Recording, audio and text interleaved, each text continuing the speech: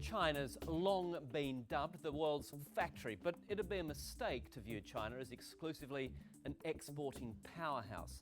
As the nation's growth grinds into a slower gear, there is a global impact as China imports less. For the past 30 years, it's been sucking in a staggering amount of both raw materials and finished products to fuel its extraordinary growth.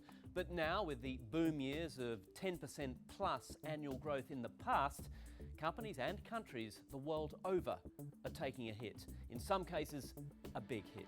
Take commodities. The so-called super cycle of high commodity prices is over.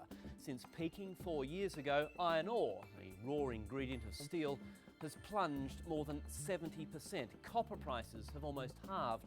Aluminium down nearly 40%. The big commodities exporters, Brazil, Australia, Indonesia, Russia, are all on the front line.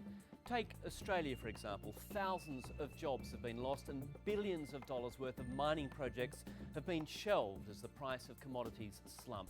And it's not just commodities. Many of the big developed economies of the world target China as a key export market for their finished products.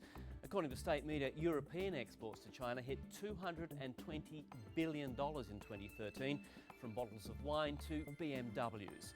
Nearly 8% of all US exports now go to China. And closer to home, China consumes nearly a fifth of Japan's exports, 30% of South Korea's. The bottom line, China is a hugely important part of global growth. Now, the big economies can probably ride out the slowdown without going into a tailspin, but there are a lot of smaller countries much more dependent on China to buy their stuff. Countries like Sierra Leone and Gambia in sub-Saharan Africa send more than half their exports to China, as does China's neighbour Mongolia. In fact, in this interconnected world, China imports goods from virtually every country. For so many years, its demand was described as insatiable. Not anymore.